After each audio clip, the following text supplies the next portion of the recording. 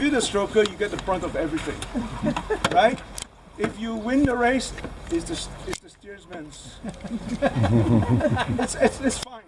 If you lose the race, it's always the stroker's fault, right? You guys who race 6-man, you know, right? The stroker gets blamed for everything, but gets no credit for anything that goes good. Only the bad shit, right? So, how do I ensure that I don't disappoint my crew, right?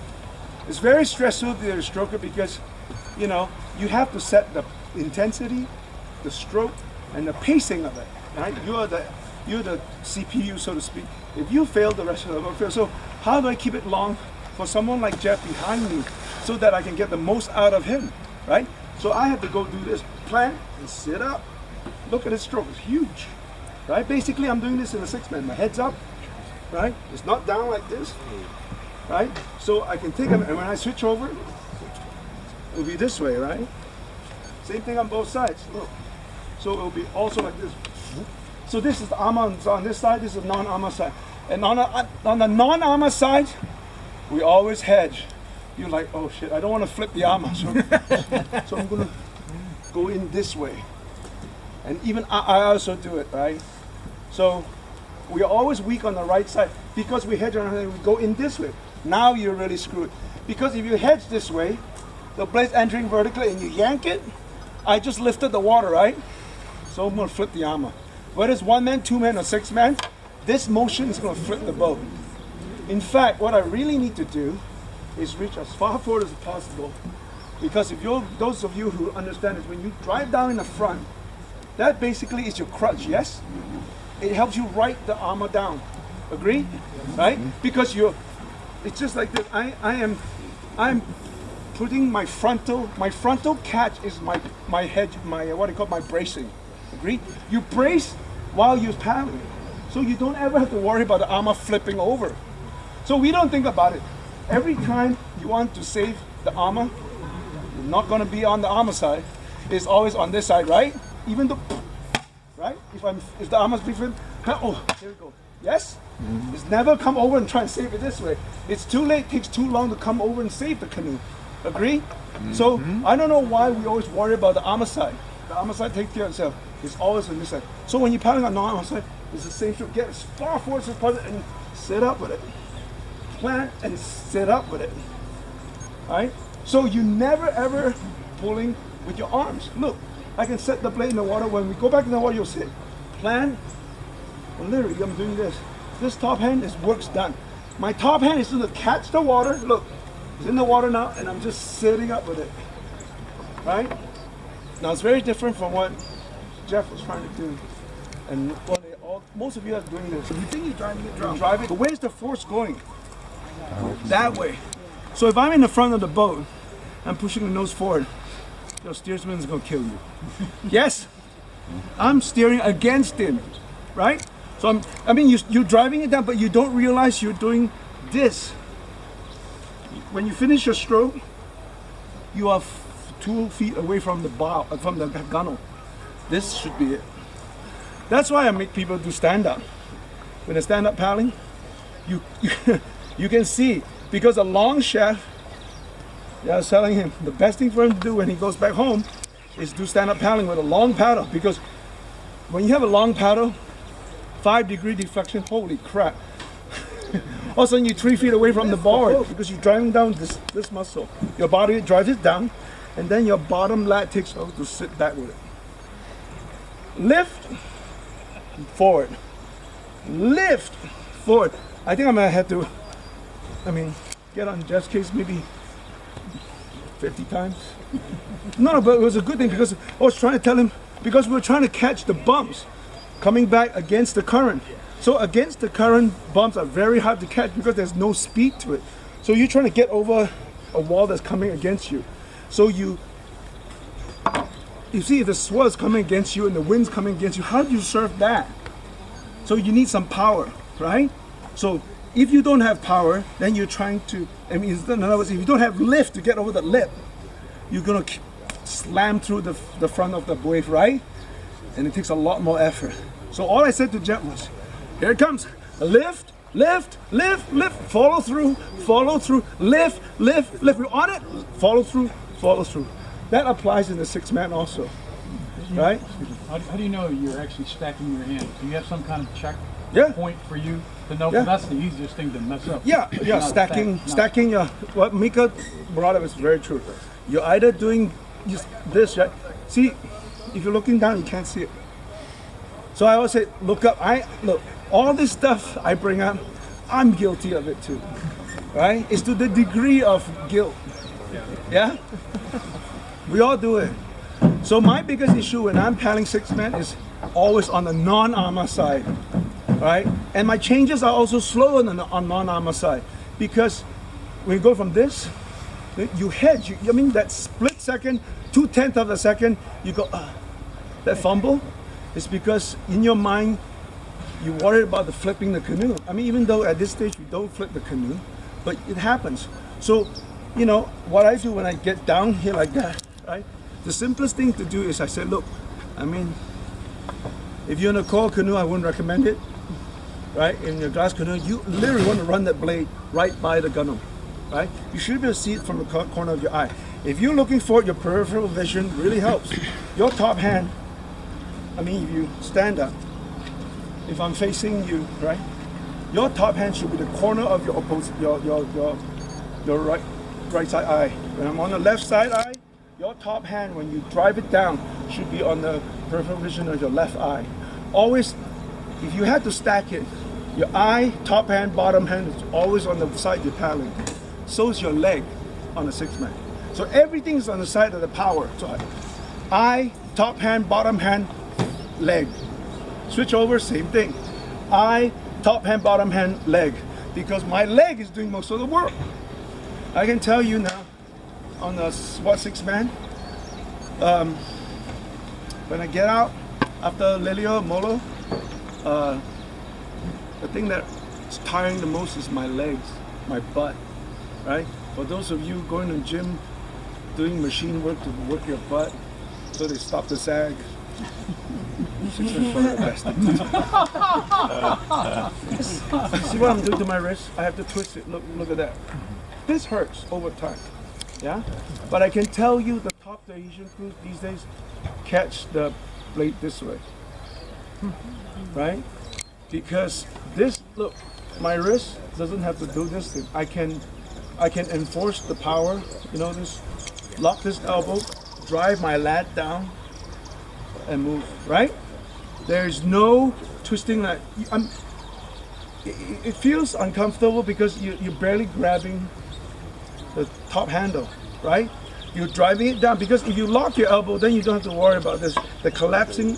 One of the biggest issues, again, I had to pick on Tom and all the few people here, is most people get the catch, but they do this, right? The what I call the turkey wing. Yes, that means your arms are moving faster than the water will allow you. So you have no power in your stroke because you're not using your body. So the biggest thing I had to work with as Jeff and everybody else is how do you lock this triangle? So I'm going from the side. Lock this triangle, right? Doesn't mean you super flex it. You want to lock this power triangle because you're doing this. But the minute you do this, look what happens. You have no power. This all collapses. And this is, I'll tell you, this happens in women's crews more than any other crews because I taught the turkey, the wobble. Okay, yes? Yeah, you see a lot of crews who do this. They overreach and push forward. Now those who see the preview for the seminar I did for Singapore Paddle Club, they got really great fit women on the crew, but they can't come up because, you know, they all of them overreach. See the top ends on my head. This is what I call the what time is it stroke. What time is it? Wow! Shit! It's only been 10 minutes! Wow, it's a 2-hour race, you know? The whole race you're looking at your watch. Yeah, if you have a watch, yeah? So look what happens with the what time is it stroke, right? You overreach. The only thing you can do from here, your arm cannot drive down this way, can it? Yes? Right? So the only thing it can go is push forward with your tricep. Let's come in from this angle, right? Look, when you overreach like this, The only thing you can do, your arm is overreach. The only thing so the pivot is here, right? So now the pivot stays there and goes like this. So it's all, I'm pulling in my bicep and pushing my tricep. So it's all arms. It looks like you're reaching. There's nothing wrong with the reach, but there's no power, right? Canoe paddling, particularly OC-6, it's a torque sport. On a one-man canoe, you kind of can get away with it. If you're super light and super fit, yeah, you can go there, yeah. There are tons of guys do that, like that guy over there. He always does this, yeah? Jeff will go by him by, what's up? Right? Because you have, if you have torque, you have more glide. This is just churning.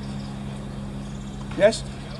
You're just ripping a hole in it. And we're going to go through this in the water. You see how you rip a hole in the water. That causes a lot of cavitation. It makes a lot of splash. It looks as if you're working really hard. Yes? Right? It's just for show. Right? It's to convince your guys behind you, my God, he's working really hard. But why are we not moving? Right? So if you're paddling correctly, is that okay? That's like every 13 seconds. No, just switch over. Dennis got it. Okay. The backup man is so if you are paddling correctly, there's no sound. That's one thing we tried yesterday. Paddle with no sound. It's a soft entry. Grab the water completely and move it through the water without any disruption, without cavitation. The technical term: how do you move it without cavitation? And once the boat starts moving from 1, 2 to 3 knots to 4 knots to 5 knots, now you can pick up the speed of your blade moving the other way. Yes? It's always trying to keep it in what I call the nirvana mode, the Zen mode. Because we'll say, look, it is effortless. It is effortless, right? It's effortless because everybody is doing it at the same speed. In other words, the boat's moving at 5 knots and the blade's moving the other way at 5 knots. Just enough pressure to keep it moving at 5 knots, right? So we're cruising. Oh, there's a boat in front. Let's go get him, right? We play the Pac-Man defense. Let's gobble that boat up. So now, let's put more pressure on the blade to get up to 6 knots. Takes about 3-4 strokes to get up to 1 knot, but it needs a lot more power. I mean, these are physics. You do drive a car like that, you also have to up the torque, right? Yeah? So you put more pressure on the blade, and once the boat picks up to 6 knots and your blade's going at 6 knots, it goes up to the cruising speed again, right? Yes? I mean, these are immutable laws of physics, right? You cannot move your paddle through the water faster than a boat. You will automatically get the cavitation bubble. The nice thing about teaching people who's over 40, most of us in the baby boom generation are well educated. We actually had physics in school. You don't have to, there's a lot, and I mean buy into it that, the changes you need to make is to work with the laws of physics, right? I don't want you to do what I tell you to do because it seems works for me. It's got to work for you. You can feel it yourself.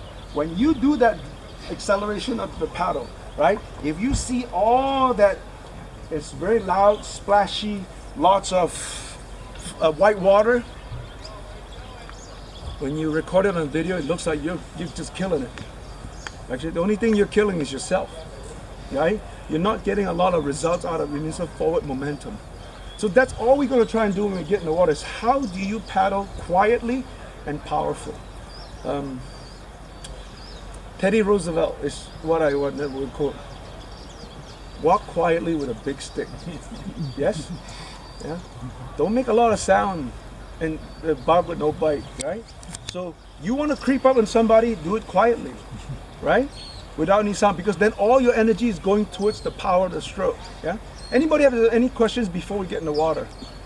It's incredible because we were actually working less hard and the boat was just flying. With no effort. And it was the most incredible sensation in the water because there was no more plowing the water when we went through the waves from one to the next. It was just a lift, constant sort of glide and lift. Yeah. And quite honestly, we went for probably 5 minutes there and it was like we were doing nothing. Yeah.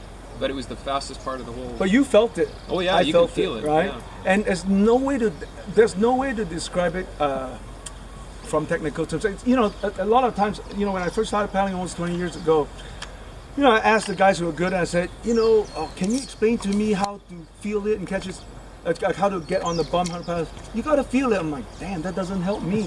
Right? Even Jeff, I mean, my steersman, who was really one of the best in the world, and one time he paddled with Jeff, and you know, he was trying to help Jeff get his best right, and he was trying, what? Just feel it. I'm like, God, you know. So what happens is in most sports, the more talented you are instinctually, the less likely you can explain it, because you have this God-given gift that you can just you just pick it up like that, and you know, some people are natural athletes, right? And I can tell you, I am not. I suck. So I have to always break it down in my brain and say, how do I communicate that to myself, right? The reason why I coach a lot of people, and I do it well. You know, what we do is we're the highest ranked shop in the whole state of Hawaii. Is because I have to learn how to coach myself. Like, how do I break it down for those who have less talent, shorter arms? Yes. Right. So how do you get an advantage? So you have to break it in little pieces. So the physics matter.